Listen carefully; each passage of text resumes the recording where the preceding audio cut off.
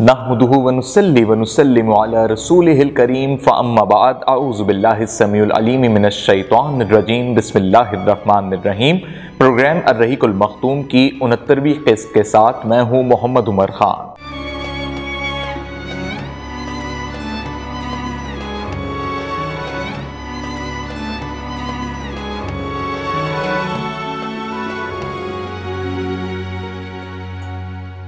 ناظرین کرام، گزشتہ قسط میں ہم نے آپ کو صلح حدیبیہ کے بارے میں بتایا، اور یہ معاہدہ لے کر جب مشرکین کے پاس سہیل بن عمر پہنچا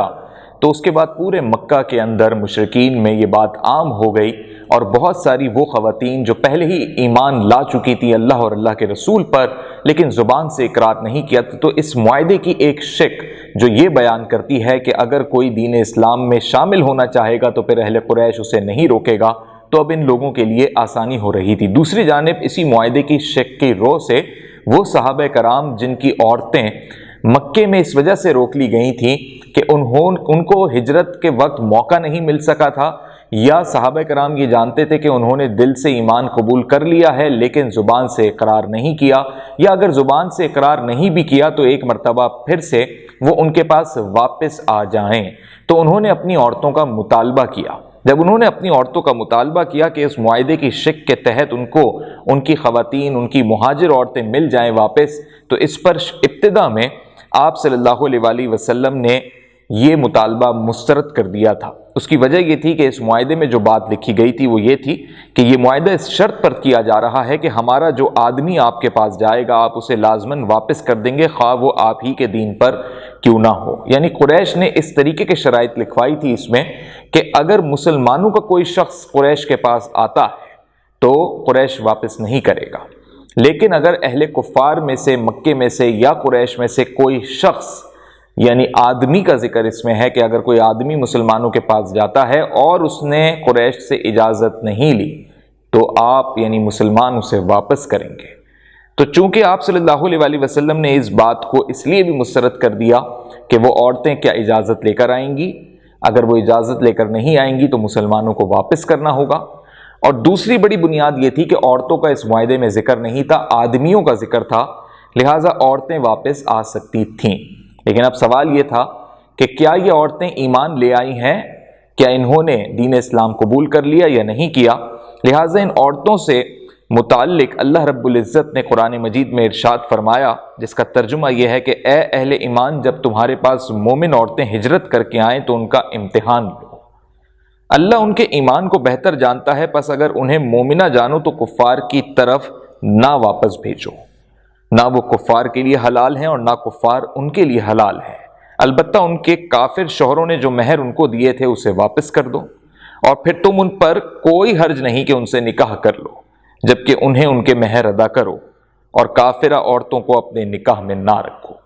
یعنی اللہ نے فرمایا کہ اگر عورتیں، مہاجر عورتیں واپس آنا چاہتی ہیں، یعنی مکے کی عورتیں مسلمانوں کے پاس آنا چاہتی ہیں، تو تم ان کے ایمان کا امتحان لو، اور اگر وہ واقعی ایمان والی ہیں تو اب وہ کافر مردوں پر حرام ہے، یعنی اب وہ تمہارے لیے حلال ہیں، تم ان سے نکاح کرو، ان کو حق مہر بھی دو۔ لیکن اگر انہوں نے اپنے سابقہ شوہروں سے جو کہ کافر ہیں، جن پر اب وہ حرام ہو گئے، ان سے اگر مہر لیا ہوا ہے تو ان کے مہر پھر تم ادا کر دینا۔ اس پر اللہ نے واضح کیا۔ تو ناظرین کرام، اس آیت کے نازل ہونے کے بعد جب کوئی مومنہ عورت ہجرت کر کے رسول اللہ صلی اللہ علیہ وآلہ وسلم کے پاس آتی تو اس کا امتحان لیا جاتا۔ ناظرین کرام، امتحان کیسے لیا جائے، اس پر اللہ رب العزت نے جن آیات کا نزول فرمایا اس کا ترجمہ یہ ہے کہ اے نبی صلی اللہ علیہ وآلہ وسلم، جب تمہارے پاس مومن عورتیں آئیں اور اس بات پر بیعت کریں کہ وہ اللہ کے ساتھ کسی چیز کو شریک نہ کریں گی،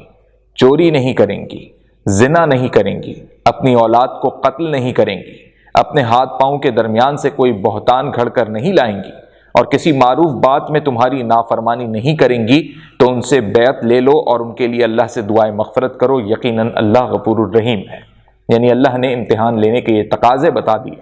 کہ وہ اللہ پر ایمان رکھتی ہوں، یعنی اللہ کے ساتھ کسی کو شریک نہ ٹھہراتی ہوں،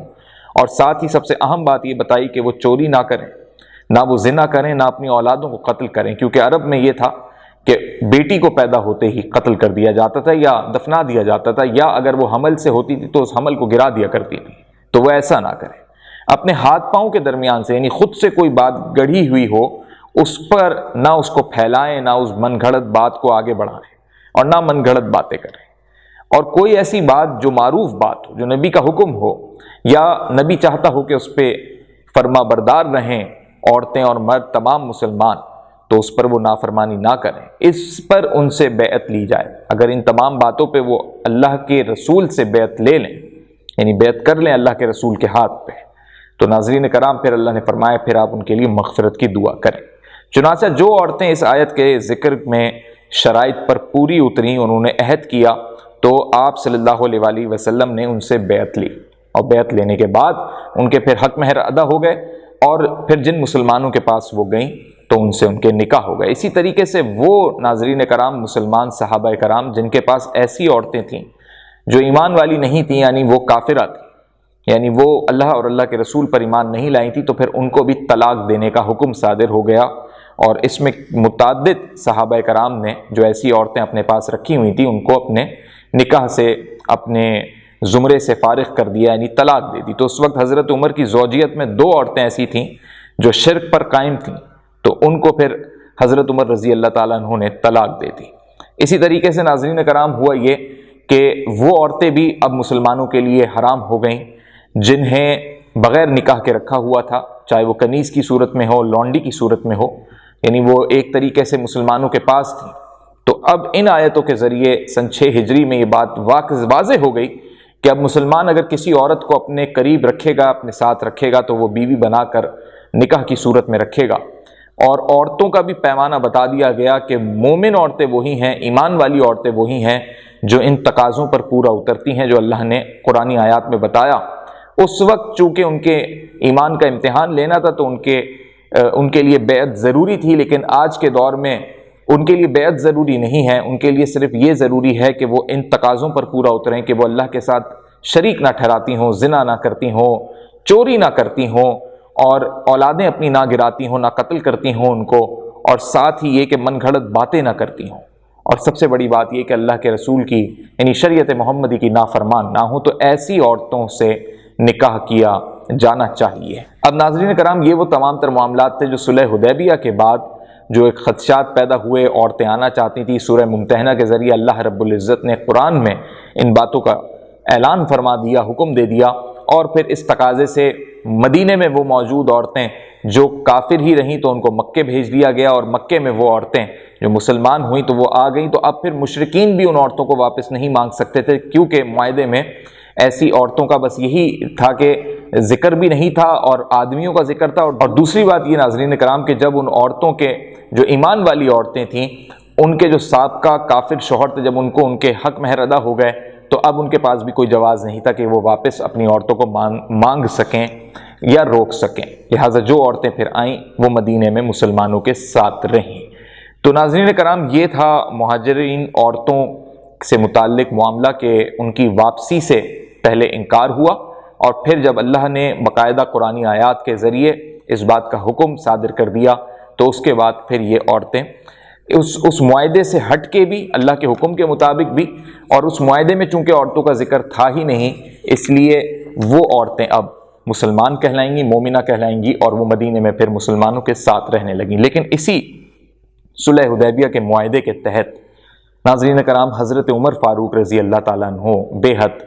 غم میں تو تھے ہی، لیکن غصے میں بھی بہت آئے۔ اور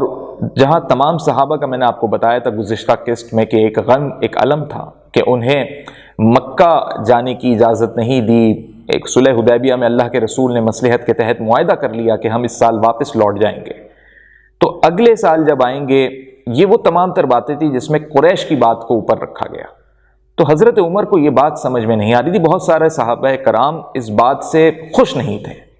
انہیں یہ محسوس ہو رہا تھا کہ جیسے مسلمانوں کا جو رعب اور دبدبہ ہے وہ اس معاہدے کی روشنی میں کم ہوتا جا رہا ہے، اور اس میں جو جیت ہے، جو فتح ہے، جو بڑائی ہے، وہ قریش کے لوگوں کو مل گئی، وہ آگے کے نتائج نہیں دیکھ رہے تھے۔ تو حضرت عمر رضی اللہ تعالی عنہ نے حضرت محمد مصطفیٰ صلی اللہ علیہ وسلم کی خدمت میں آ کے مکالمہ کیا، چونکہ اس وقت حضرت عمر غصے میں تھے،